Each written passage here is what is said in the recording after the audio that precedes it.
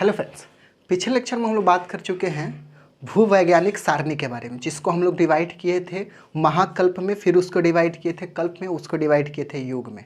और फिर हम लोग जानते हैं कि महाकल्प जो है आगे चल के 5 तरह से डिवाइड किए हैं, युग उसी तरह हम लोग आगे कल्प को बात करें तो 4 तरह से डिवाइड किए हैं, और युग जो होता है बहुत सारे हैं युग, तो अलग अलग पार्ट्स में उसको डिवाइड किए थे। हम लोग जो बात किए थे याद होगा, प्री कैम्ब्रियन युग, ये कौन सा अजोइक ईरा में आता है, मतलब अजोइक महाकल्प के अंदर में आता है योग। हम लोग ये बात कर चुके हैं कि ईरा सबसे बड़ा होता है, उससे छोटा जो होता है पीरियड होता है, और उससे छोटा जो होता है इपोच होता है ना, इपोच होता है। इसको हम लोग बोलते हैं महाकल्प, इसको बोलते हैं कल्प, और इसको बोलते हैं योग। ठीक है ना। एक याद रखिएगा, एक ईराज में बहुत सारे पीरियड्स हो सकते हैं और बहुत सारे इपोज मतलब युग हो सकते हैं। तो ये पिछले लेक्चर में सारी बातें हम लोग कर चुके हैं। तो यहाँ पे याद रखिएगा एक वर्ड उठाया हूँ, प्री कैम्ब्रियन युग। ठीक है, प्री कैम्ब्रियन युग, इंग्लिश में भी इसको बोलेंगे तो प्री कैम्ब्रियन इपोज बोलेंगे इसको। ठीक है, युग को पीरियड भी बोलते हैं, इराज भी बोलते हैं, ये सारी चीज़ आप याद रखिएगा, कहीं कहीं ये अलग अलग हो जाते हैं। याद रखिएगा, यहाँ पे जैसे मैं बात किया कि बहुत सारे इराज होते हैं, तो इराज को फर्दर डिवाइड करते हैं पीरियड्स में, मतलब कल्प में, फिर इसको डिवाइड करते हैं इपोच में। तो याद रखिएगा इपोच जो है हम लोग बात कर रहे हैं, युग बोलेंगे तो याद रखिएगा इपोच, मतलब एक ईरा में बहुत सारे इपोज होते हैं, उसमें से एक इपोज उठाया हूँ प्री कैम्ब्रियन युग, जहाँ पे याद रखिएगा महाद्वीप कंटिनेंट जो है, जिसको महाद्वीप को क्या बोलते हैं, कॉन्टिनेंट बोलते हैं इंग्लिश में, और महासागर को हम लोग बोलते हैं ओशन।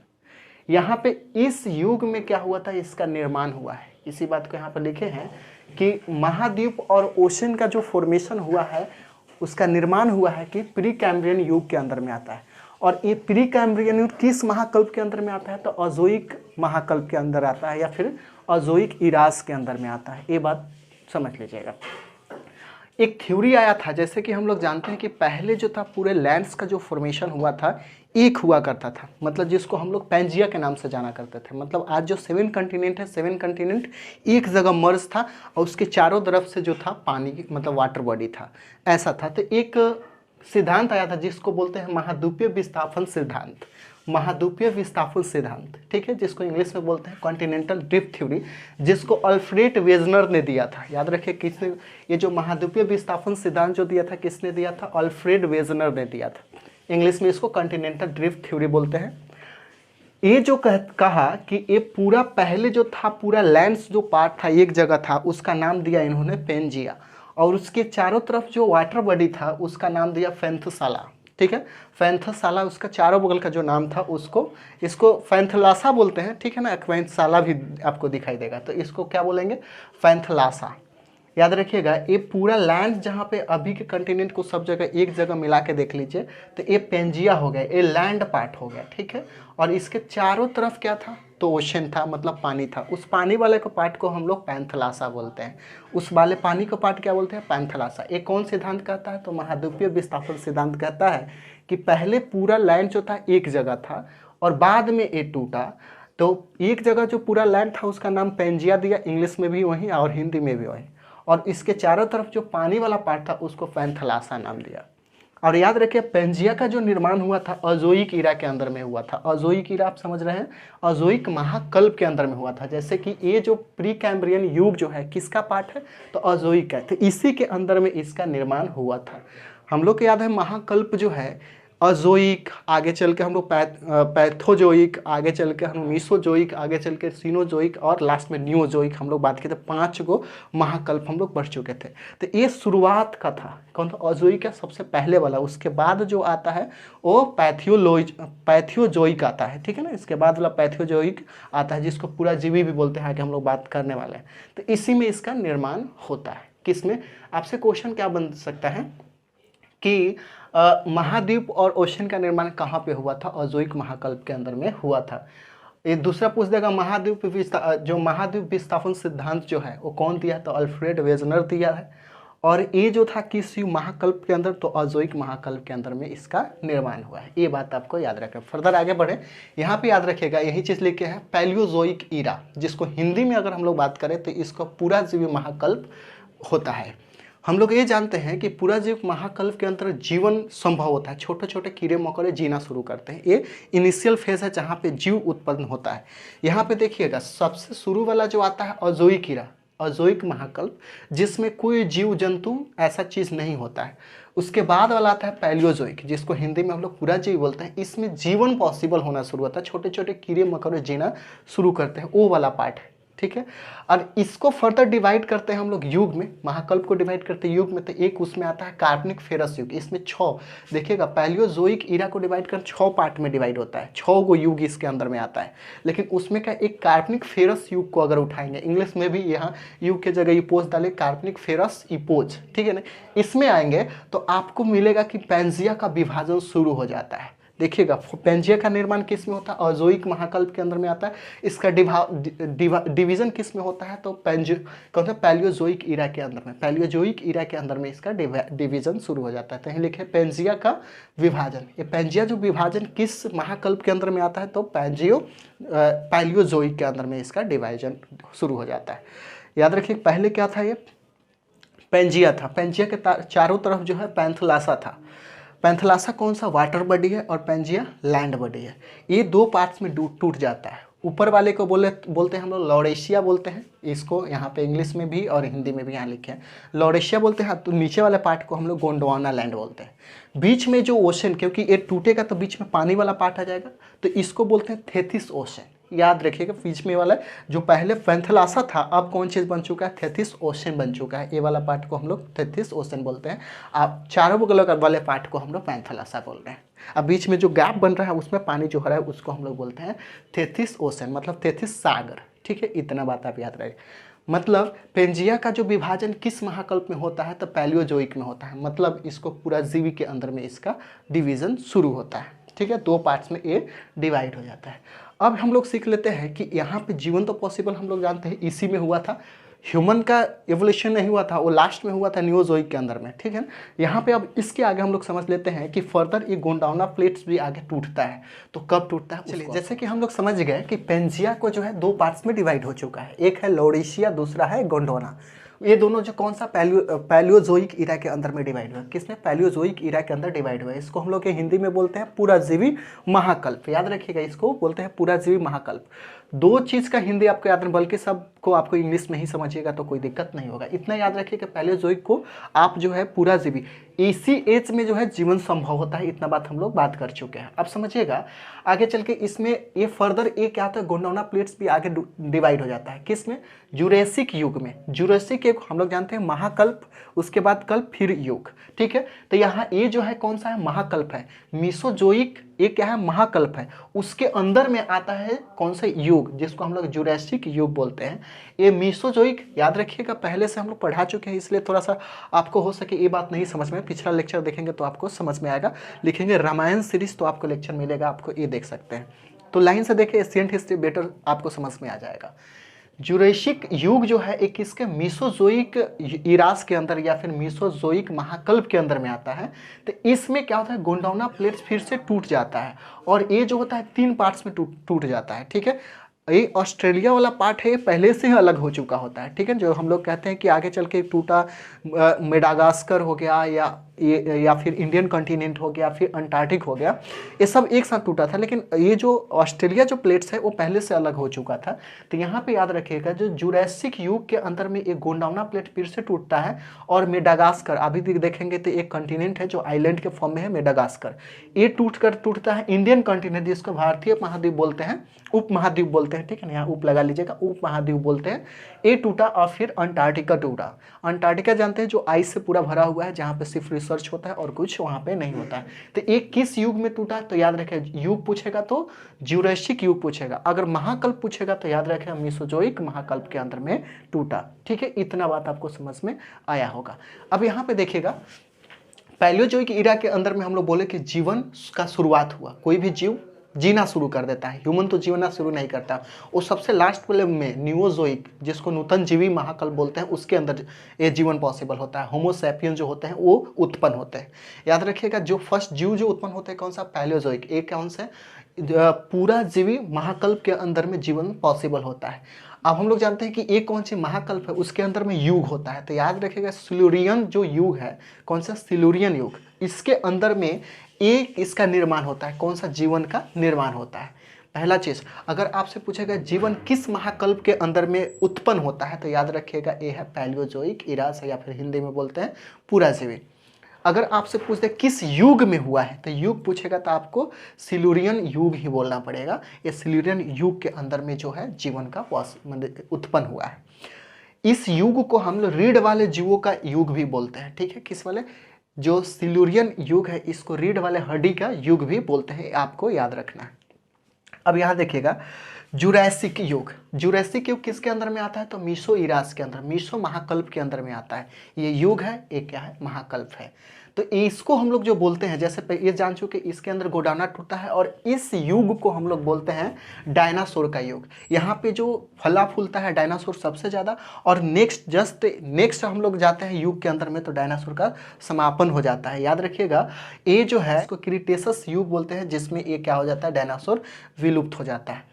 आपसे पूछा जाएगा कि डायनासोर का युग किसको कहा जाता है, तो याद रखेंगे जुरैसिक युग को कहा जाता है। अगर महाकल्प पूछेगा कि डायनासोर का युग किस महाकल्प में इसका युग था, तो आपको याद बोलना पड़ेगा मीसो इरास के अंदर या मीसो महाकल्प के अंदर।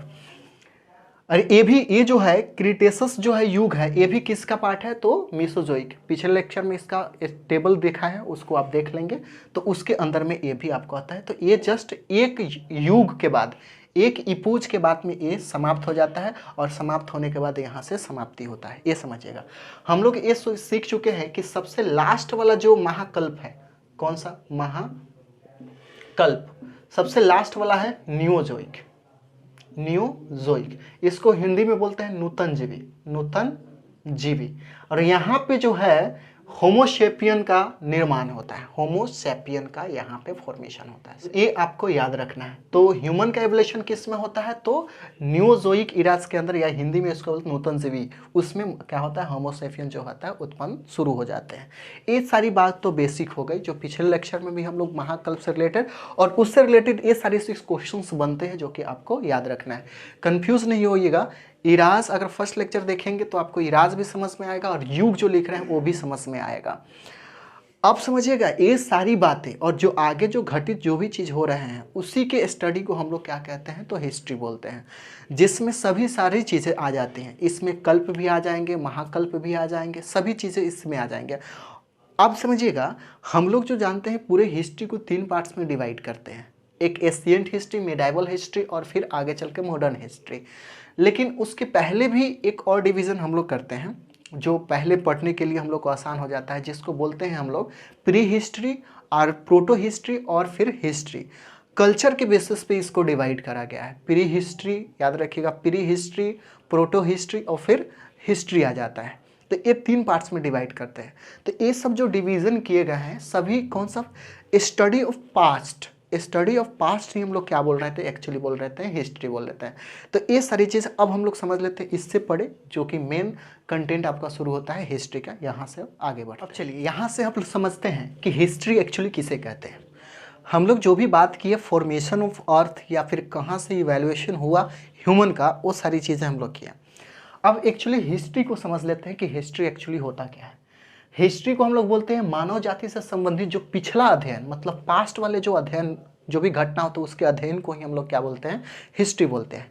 अभी जो प्रेजेंट चल रहे हैं, जो पास्ट हो रहे हैं, जो पास्ट का स्टडी होता है, वही हम लोग हिस्ट्री बोलते हैं। तो यहाँ पे लिखे मानव जाति से संबंधित पिछली घटनाओं का अध्ययन क्या कहलाता है, हिस्ट्री या इतिहास कहलाता है। इतिहास के अगर जनक पूछा जाए तो याद रखिएगा हेरोडोटस है। ये जो है हेरोडोटस के बारे में हम लोग इनका डिटेल्स बात करेंगे आज। और दूसरा भारतीय इतिहास का जनक आपसे पूछ दिया जाए तो मेगास्थनीज है, इनके बारे में भी हम लोग डिटेल्स करेंगे। ठीक है, पहला चीज़ हिस्ट्री किसको कहते हैं, तो मानव जाति के जो पिछली घटनाओं का अध्ययन है उसी को हम लोग हिस्ट्री बोलते हैं। सिंपल सी बात है, या फिर इंग्लिश में इसको सिंपल में आप याद रख सकते हैं, स्टडी ऑफ पास्ट। तो पास्ट का स्टडी ही क्या कहलाता है, आपका इतिहास कहलाता है। इतिहास का फादर ऑफ कौन से हिस्ट्री पूछ दिया जाए तो हेरोडोटस हो गए। अगर आपसे पूछ दिया जाए फादर ऑफ इंडियन हिस्ट्री तो आपको याद रखना है कौन सा, मेगास्थनीज। ठीक है, ये जो है चंद्रगुप्त, जो चंद्रगुप्त थे, जो तो मौर्य एम्पायर के फर्स्ट एम्पायर थे, उनके दरबार में आए हुए थे। तो इनके बारे में भी डिटेल्स हम लोग करेंगे। तो याद रखिएगा, भारतीय इतिहास के जनक मेगस्थनीज है। इतना बात आपको समझ में आया। अब समझिएगा कुछ बातें जो और रिलेटेड है इतिहास से, उसको आप याद रखेंगे। जैसे कि हम लोग जानते हैं लियोपोल्ड वन रैंक है, ठीक है। इनको हम लोग बोलते हैं मॉडर्न हिस्ट्री का फादर, ठीक है ना। मतलब ये पहला याद रखिएगा कि ये फादर आधुनिक इतिहास का, मॉडर्न हिस्ट्री का अगर फादर पूछ दिया जाए तो याद रखिएगा किसको बोलते हैं, लियोपोल्ड वन रैंको को बोलते हैं, लियोपोल्ड वन रैंको को बोलते हैं, ठीक है। ये जो है जर्मन इतिहासकार है, मतलब जर्मन हिस्टोरियन है, ये आपको याद रखना है। पहला चीज फिर से, लियोपोल्ड वन रैंके जो है ये फादर ऑफ मॉडर्न हिस्ट्री इनको बोला जाता है, जो जर्मनी से बिलोंग करते हैं। ये जर्मनी का एक इतिहासकार है, ठीक है। दूसरा नंबर आइए हेजल के बारे में।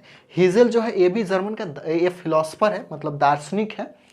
इन्होंने कहा था, एक सेंटेंस कहा था जिसको आपको याद रखना होगा, हिस्ट्री रिपीट इटसेल्फ। जो हिस्ट्री जो होता है, मतलब इतिहास अपने आप को रिपीट करता है, ये किसने कहा था, तो हेगल ने कहा था। ये कहाँ का निवासी है बेचारा, तो जर्मनी का है। दूसरा नंबर कार्ल मार्क्स, जो इकोनॉमिस्ट थे, जो अच्छी तरह से इनको जानते हैं और शास्त्री थे। इन्होंने इसी में ऐड करके कुछ और भी जोड़ा, कहा कि history repeat itself first as a tragedy and second as a farce. First जो ये जो इतिहास रिपीट करता है ट्रेजेडी के रूप में, और सेकेंड जो होता है फार्स के रूप में ये रिपीट करता है। इसको इन्होंने ऐड करा था। तो ये हो गया आपका कुछ इतिहास का बेसिक कंसेप्ट। अब समझिएगा, ये इतिहास जो हम लोग बात करें कि मानव जाति का जो घटित संबंधित जो भी घटनाएं हैं उसको हम लोग बोल रहे हैं। तो ये इतिहास आगे चल के फर्दर डिवाइड किया गया अलग अलग पार्ट्स में। वो किस बेस पे डिवाइड किया गया, तो सोर्सेस के डिवाइड पे। बहुत सारे ऐसे सोर्सेस मिले, जैसे रिटन सोर्सेस मिले, आर्कोलॉजिकल सोर्सेस मिले, जिसको पुरातात्विक हिंदी में बोलते हैं, ऐसा सोर्स मिले। उस बेस पे इस पूरे कहानी को, पूरे हिस्ट्री को 3 पार्ट्स में डिवाइड किया गया। 3 पार्ट्स में पहले ही बोले हैं, अलग अलग करके करेंगे। एक तो होता है एशियंट, मेडाइवल और मॉडर्न हिस्ट्री, ठीक है, तो वो अलग हम लोग बात कर रहे हैं।